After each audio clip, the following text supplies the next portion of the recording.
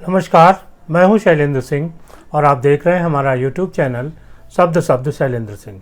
आज बात करेंगे रायबरेली लोकसभा सीट की, कुछ इतिहास की और कुछ वर्तमान की। शुरुआत करते हैं वर्तमान से। आज वहां पर भारतीय जनता पार्टी के नेता और गृह मंत्री अमित शाह की एक रैली थी। अमित शाह ने इस रैली में सोनिया गांधी और जो गांधी परिवार है उसको लेके कई सवाल उठाए और कई चीज़ें उन्होंने पूछी कि किस तरीके का रिश्ता पारिवारिक है रायबरेली के साथ गांधी नेहरू परिवार का और किस तरीके का व्यवहार है। पहले अमित शाह का ये जो रैली का वीडियो है उसे आप देख लीजिए। मैं बहन प्रियंका जी का भाषण सुन रहा था। उन्होंने कहा मैं मेरे परिवार से वोट मांगने आई हूं। बात तो उनकी सही है। रायबरेली वालों ने सालों से गांधी नेहरू परिवार को जिताया है, सही बात है। मगर मैं आज 5 सवाल उनको पूछने आया हूं। लोकतंत्र के अंदर 5 साल तक यहां से चुन कर जाने के बाद सोनिया जी और इनका परिवार रायबरेली कितनी बार आया है भैया, बताओ तो जरा। अरे जोर से बोलो। भाइयों बहनों, मैं इतना भी कहना चाहता हूं, चलो सोनिया जी की तबीयत थोड़ी नादुरुस्त रहती है, राहुल बाबा या प्रियंका बहन आए हैं? जरा मुझे बताओ, आए हैं क्या? भाइयों बहनों, मैं आज कहना चाहता हूं कि रायबरेली के अंदर ढेर सारी दुर्घटनाएं हुई। 3 दर्जन से ज्यादा बड़ी दुर्घटनाएं हुई। जैसे एनटीपीसी ऊंचायार में बॉयलर फट जाने से कई लोगों की मृत्यु हुई। यहां गांधी परिवार आया है क्या? अरे जोर से बोलो, आया है क्या? बछरावा में ट्रेन दुर्घटना में 50 लोग मारे गए, आया है क्या? नाव डूबने से आधे दर्जन लोग मारे गए, आए हैं क्या? तार गिरने से रोपाई कर रही 5 महिलाएं, गरीब महिलाएं झुलस कर मर गई, उनके घर कोई गया है क्या? 5 बच्चियां डूबकर मर गई, कोई गया है क्या? बहन प्रियंका, ये परिवार है आपका और हमारा दिनेश प्रताप, ये 5 में से एक भी घटना ऐसी नहीं है जहां घर पे बैठने के लिए नहीं गए। भाइयों बहनों, सांसद कैसा चाहिए? जनता की खुशी में खुशी हो और जनता के गम में गम को वहन करे, ऐसा सांसद चाहिए। मुझे बताइए, ये शाहजादे आज यहां वोट मांगने आए हैं, इतने सालों से वोट दे रहे हो। मेरे सामने विशाल जनसमूह 40-50 हजार का बैठा है। सांसद निधि से आपको कुछ मिला है क्या? जरा बोलो, मिला है क्या? उन्होंने खर्च पूरी की है। मैं हिसाब लेकर आया हूं, पूरा खर्चा किया है भाई। अब आप कह रहे हो मिला नहीं है, तो कहां गया? कहां गया? कहां गया? ये उनकी वोट बैंक में खर्च किया। भाइयों बहनों, आप उनकी वोट बैंक नहीं हो, आप उनकी वोट बैंक नहीं। 70% से ज्यादा सांसद राशि माइनॉरिटी में खर्च करने का काम सोनिया गांधी जी। अमित शाह ने न सिर्फ कांग्रेस पे हमला किया, बल्कि उन्होंने भारतीय जनता पार्टी के जो नेताओं के बीच मतभेद थे उनको भी दूर करने के लिए प्रयास किया और वहाँ जो प्रत्याशी भारतीय जनता पार्टी के हैं दिनेश प्रताप सिंह, उनको लेके वो मनोज पांडे के पास गए। मनोज पांडे जो समाजवादी पार्टी से विधायक हैं और अभी वो भारतीय जनता पार्टी की तरफ हैं। अमित शाह आज दिनेश प्रताप को लेके वहाँ गए।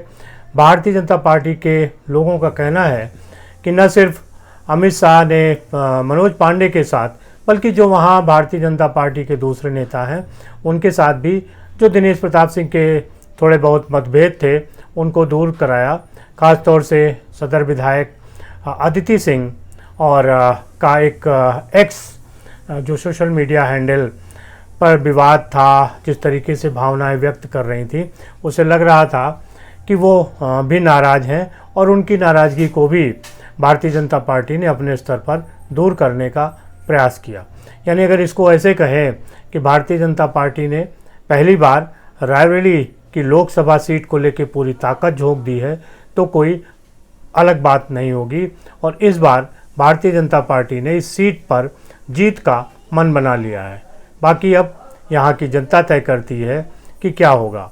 वैसे रायबरेली की जो लोकसभा सीट है उसे गांधी परिवार की एक पारिवारिक सीट कही जाती है। सबसे सुरक्षित सीट है ये पूरे भारत में गांधी परिवार के लिए। और यही वजह है कि 2019 के चुनाव में जब उत्तर प्रदेश में एक भी सीट कांग्रेस को नहीं मिली थी तो सोनिया गांधी ने यहाँ से जीत हासिल की थी। सोनिया गांधी ने 2004 में पहली बार रायबरेली से चुनाव लड़ा था और उसके बाद 19 तक वो लगातार यहाँ से सांसद रही। अभी वो राज्यसभा के जरिए सांसद हैं और इस सीट पर राहुल गांधी चुनाव लड़ रहे हैं। राहुल गांधी पहले अमेठी में चुनाव लड़ते थे। 2019 में वहाँ पे वो चुनाव हारे स्मृति ईरानी के मुकाबले और उसके बाद वो वायनाड गए।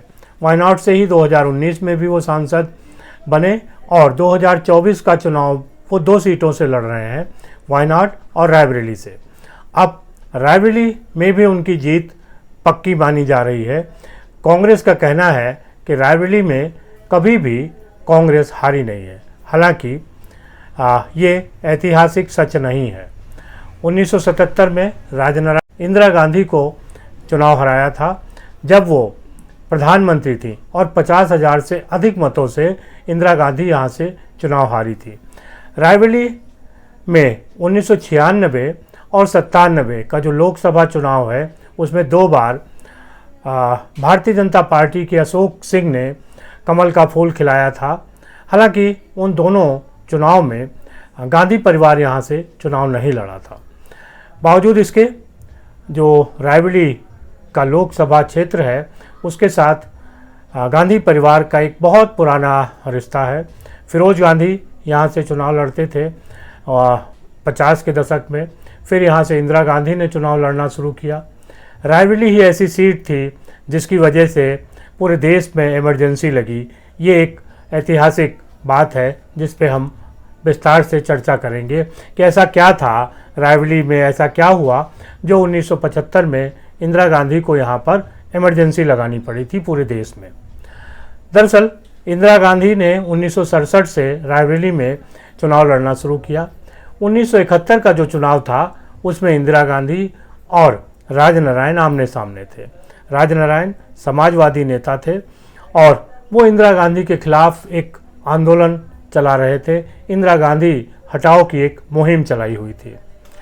जो लोग कहते हैं कि कोई साधारण व्यक्ति किसी बड़े व्यक्ति से नहीं टकरा सकता है, उनके लिए राजनारायण एक उदाहरण थे। उस समय इंदिरा गांधी प्रधानमंत्री थी। 1971 के बाद जब भारत में पाकिस्तान और बांग्लादेश का बंटवारा हुआ, यानी पाकिस्तान और बांग्लादेश जब 2 अलग अलग देश बने और उसमें इंदिरा गांधी की जो भूमिका थी उसे पूरे देश में सराहा गया था। इंदिरा गांधी की जो इमेज थी वो आयरन लेडी की बनी और उसके बाद उनके नेतृत्व को, उनकी ताकत को कोई भी चुनौती देने वाला नहीं था।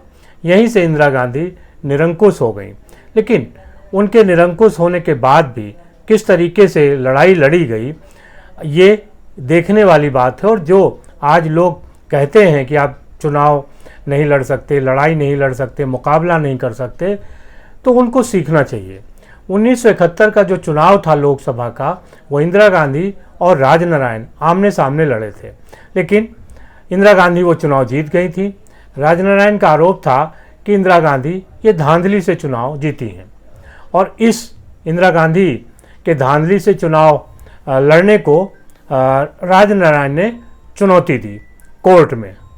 बाद कोर्ट में मुकदमा चला और 1975 में कोर्ट ने ये माना कि इंदिरा गांधी धांधली से चुनाव जीती थी और उनका चुनाव रद्द किया जाता है। उस समय इंदिरा गांधी देश की प्रधानमंत्री थी। उनके चुनाव रद्द करने का मतलब ये था कि वो पद से हटती और एक तरीके से उनके एक खिलाफ पूरा माहौल बन रहा था।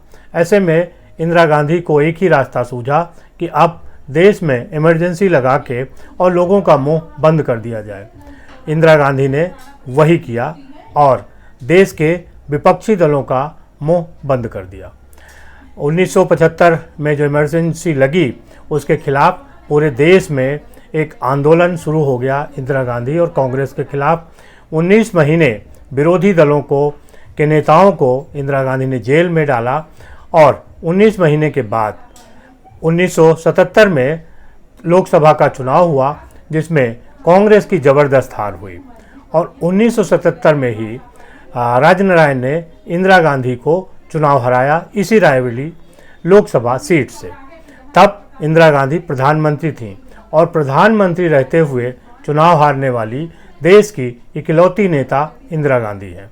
तो ये रायबरेली का इतिहास है कि वहाँ प्रधानमंत्री भी चुनाव हार सकता है और एक साधारण नेता है वो भी चुनाव जीत सकता है। रायबरेली का अपना एक मिजाज है। ऐसे में सिर्फ ये कह देना कि हर बार नेहरू गांधी परिवार ही जीतेगा थोड़ा अतिशयोक्ति है। हो सकता है कि इस बार पासा पलट जाए और राजनीति में रायबरेली जो संदेश देती है, जो चौंकाने वाले नतीजे देती है, वो हो जाए। अब देखना ये है कि 4 जून को क्या होता है।